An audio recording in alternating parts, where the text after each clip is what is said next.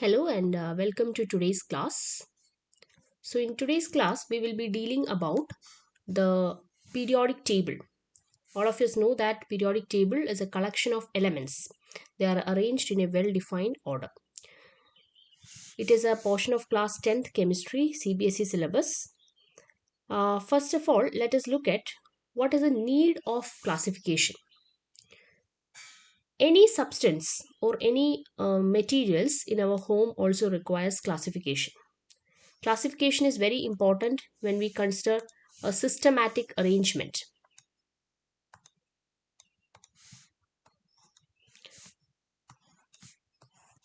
It helps in always saving the energy, time, and space.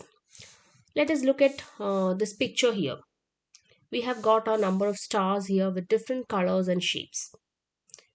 If I just ask you, what is a color? How many colors are there? We can usually say by seeing as three colors: orange, blue, and white. If I ask you how many number of stars are there, you can count it easily by counting the numbers. Okay, so when we count and write the numbers, like here 1, 2, 3, 4, 5, 6 orange stars are there, and 3 white stars are there, like that. So here we are actually classifying them. It is a very small picture which can be easily classified. Similarly, different materials in our homes are well organized and systematically kept. They can be utilized easily. So, in any place, classification saves our energy, time, and space. It helps in better understanding of concepts. It increases productivity and usefulness. And the arrangement or classification helps in growth and development. In our chemistry, elements are arranged in the form of a table, which is usually called as a periodic table. In today's class, we will be studying about the different methods adopted in the history for classifying the elements.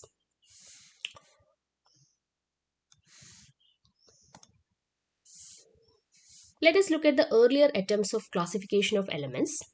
Most of the classification of elements were based on atomic masses.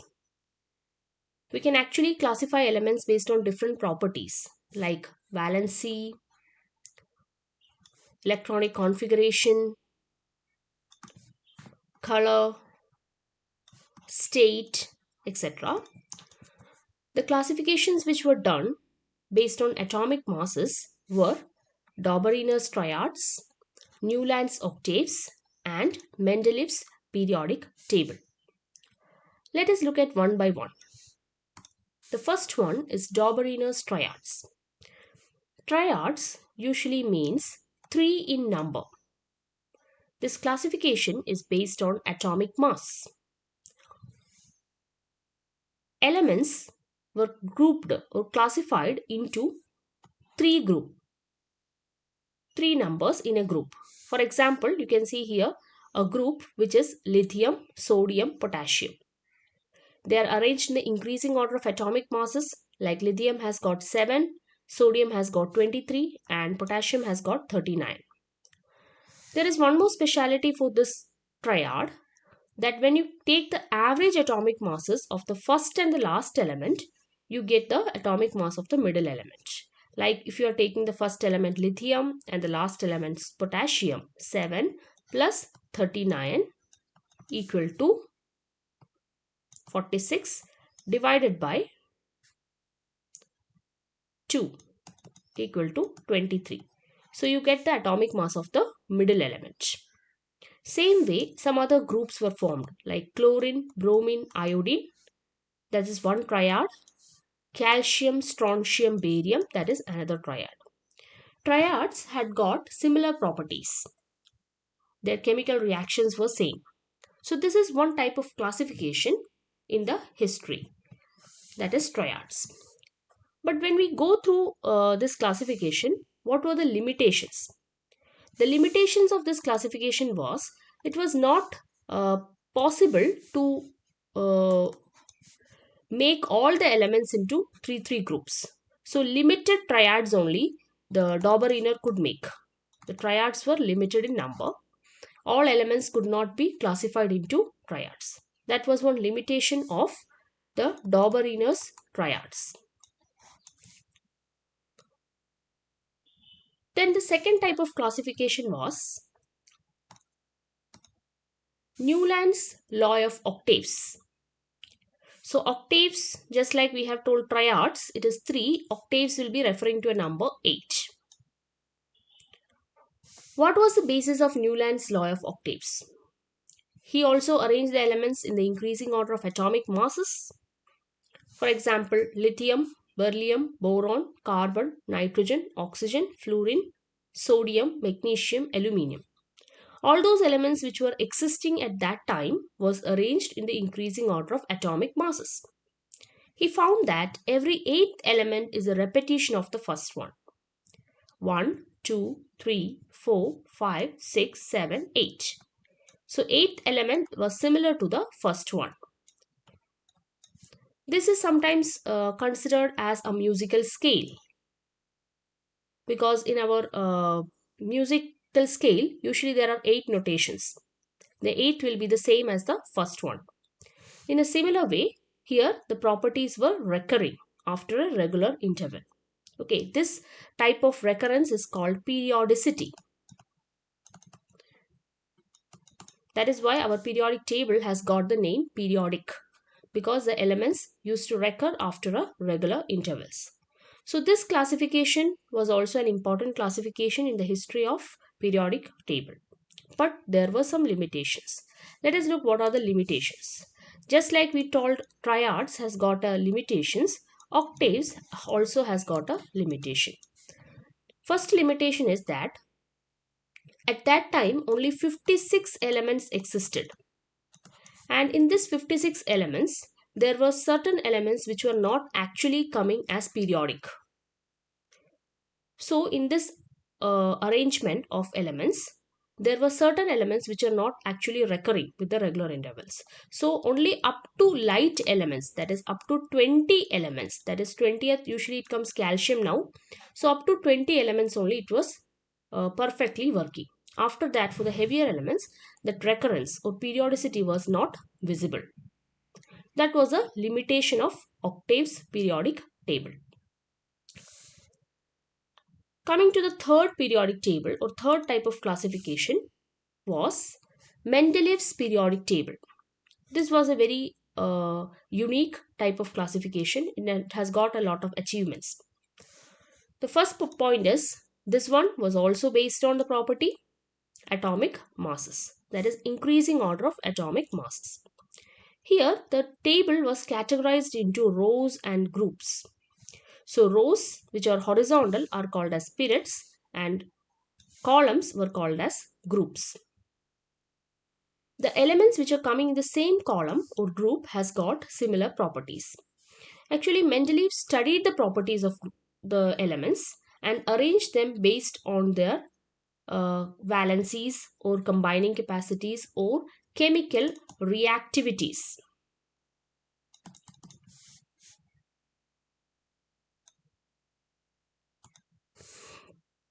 This was one of the Mendeleev's periodic table in which the elements are arranged in the increasing order of atomic masses.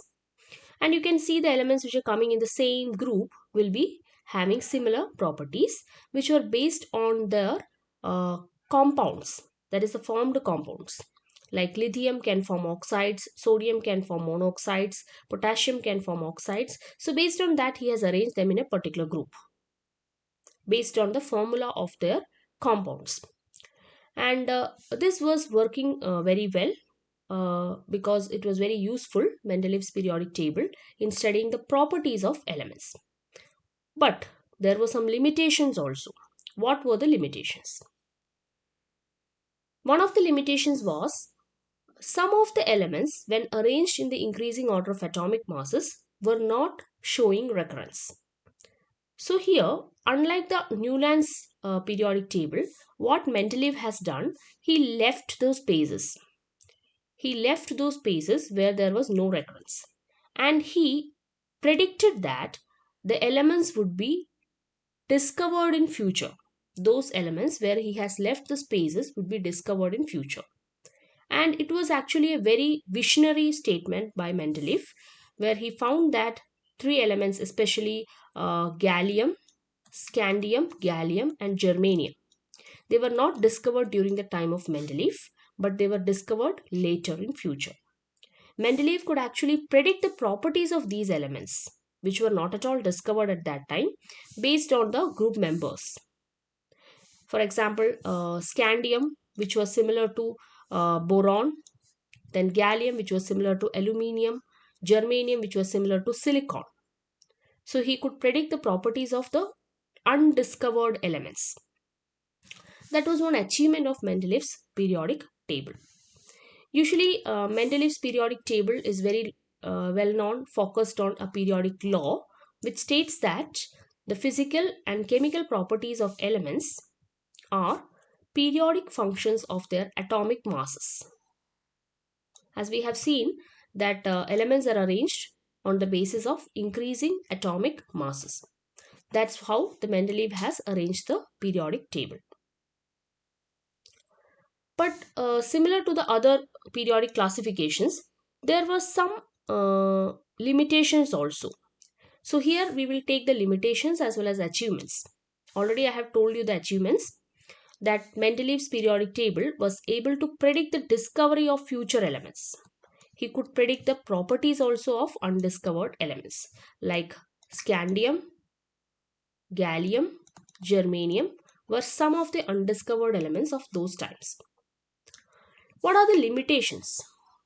Now the limitations of this periodic table has made us to arrange them in a new way, which we are using now. What are the limitations? The first one, the discovery of isotopes. What do you mean by isotopes? They are elements with the same atomic number but different mass number. For example, you know hydrogen has got three isotopes: hydrogen 1, hydrogen 2, and hydrogen 3.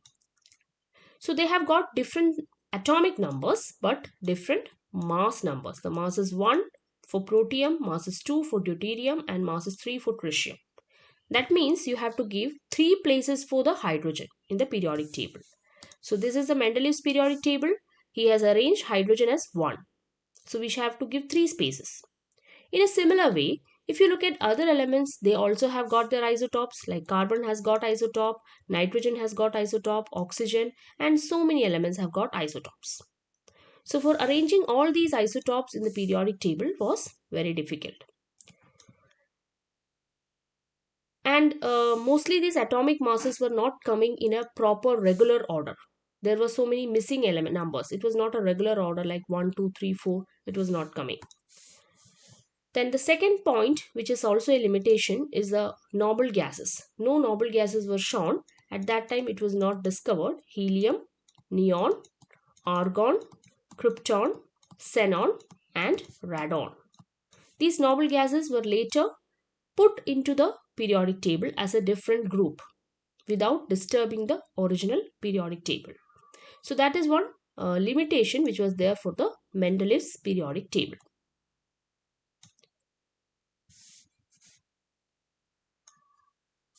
Okay, so in our next class, we will go through the features of the modern periodic table. Okay, children, thank you.